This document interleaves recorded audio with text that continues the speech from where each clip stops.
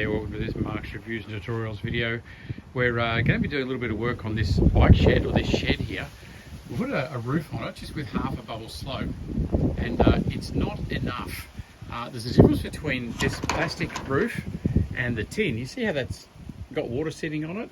Tin is structural in that it will hold two bits of material apart. It's quite strong, whereas this stuff isn't. We've had some neighbourhood cats sitting and choosing to jump and sit up here, and they've sort of warped these boards down. So if you look here, you see there's water sitting, and after a big storm that can get really quite full. It's laking. It wasn't doing it, but we've seen some big tomcats sitting up there and jumping down onto it, and this hasn't stayed straight like steel would have.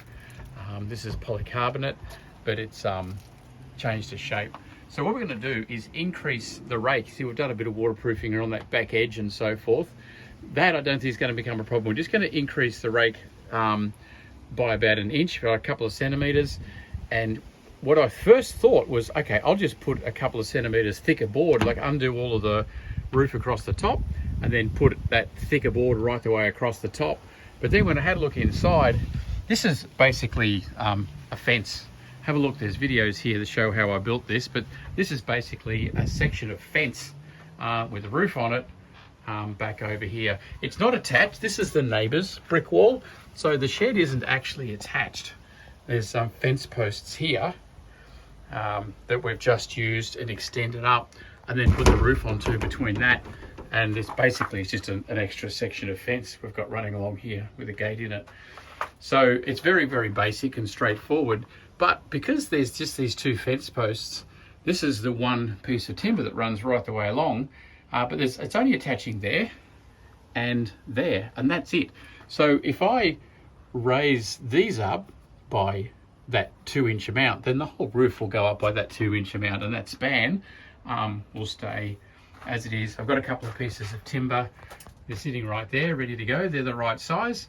So we're just going to poke those in to give it a bit of structural support under both. So it'll go through there and past a little bit, and the same, it'll just go into that there. So we're just going to undo what we've done. You can see there's a bit of construction adhesive there. So I've got my multi-tool. I've got a blade I can cut in, undo the screws. Most of the roofing is attached to this back beam here. Some of them weren't. One of them was into the post. You can see up there. So it's a matter of going through and picking out where it's attached, what's going on, because I'm just simply going to lift that up. So these bearers, everything will just go up that little amount, increase the rake on the roof, and stop the problem of the pooling water. So to start off with, the bit I've done so far is unscrew all the bits of roof that were attached to things other than this top board. And now I'm going to undo the screws that go through here to hold that board in place and put the multi-tool in. I'll show you where that is. Here's the multi-tool. I really do love Ryobi tools. I'm not endorsed by them. These guys, they just last and last and last. I use these in the swimming pool business that I run, and you know, for cutting pipe, they really, really are fantastic. Got an old one there that's been running just forever. I'll put links through to drills. These are not expensive, but they really last. For the home handyman, absolutely wonderful.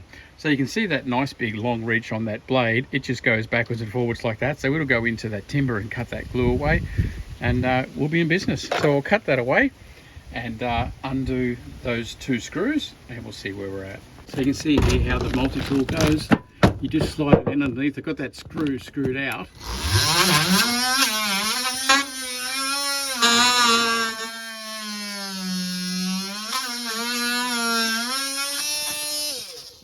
And just cutting the glue so that hopefully, it's still attached down the bottoms. So I'll just slip it in here as well.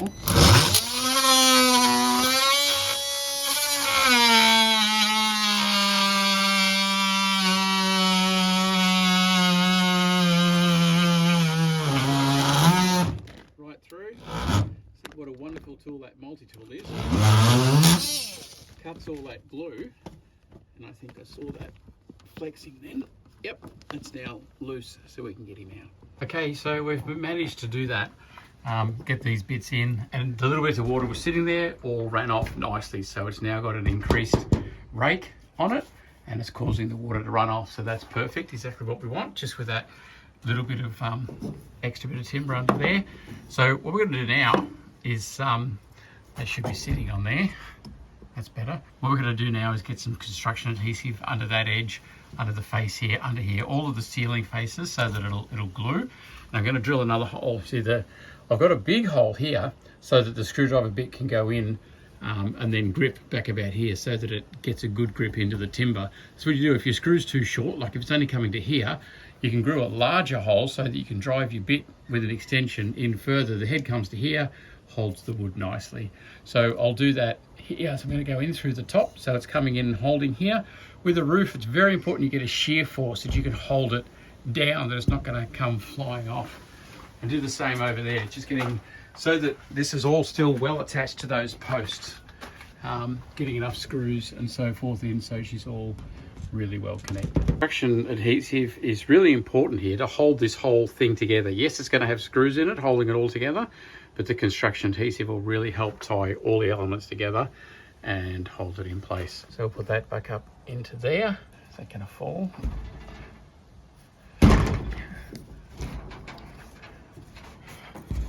There it goes. Gravity's just holding that in for now. So now all of that will get screwed. It'll get screwed in through here, screwed in through here, and we'll probably just screw up here as well, just to make sure it's all really holding tight at the top there. I actually just got a screw and screwed it in to drill that hole first through there. It's just way quicker. And then I've got my big screw I'm going to fix it in with. And if you see, if I had have screwed that in just as it would only just reach that board, just go into it a little bit. I want it stronger than that. So by giving it that much more depth, that it's going to go all the way to there, see, it's now going to go right into that board, right to the very back. So far as structurally holding that in place, it's going to be much, much stronger. So this screw is going to hold this board, this screw is going to hold this board, and the glue that we put on now, you can see that's going to hold the two boards together as well. But I will also come up from underneath and drive a screw up to join these two together. Here we go. We've got one of those long screws tying this together. One of those long screws tying this. Now you can see those boards can't separate with two screws holding it. So that's holding it. The glue's holding it. And underneath, you see I've also driven one of those long screws right up through here. So these two boards aren't coming apart and they're not coming off here. Means it's really well stretched. And this roof can do what it wants in storms and winds, and that's not going to come apart, not going to detach from there. One done. We've got a couple of screws again up underneath, screwed up, holding that in place. So the two are glued and screwed together. And then this one here going through, holding the bottom board, and that one up on an angle, going in and holding the top board, both of the full length of the board. So that will be one, again, tied together by those two screws so they can't come apart, glued, screwed. So the whole board is one fixed thing, attached well, glued on the front and the bottom of that board. So it's glued and screwed into place there as well. So that makes that firm as a rock, nice and solid, holds it in place.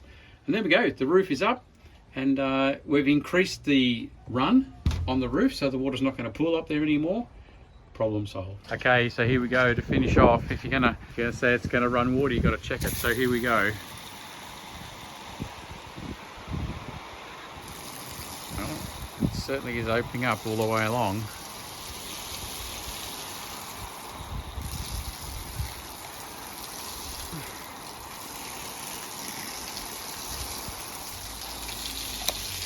The proof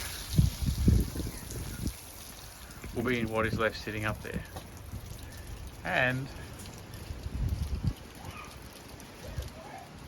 yep, there's nothing left sitting up there. So there you go. That extra little bit of rake, that little extra bit of angle has solved the problem. As you can see down here, it was building up a lot. A whole lot of crap getting built up in there. So it's great that all that's going to wash away now. Keep the roof nice and clean and not have any water sitting up there.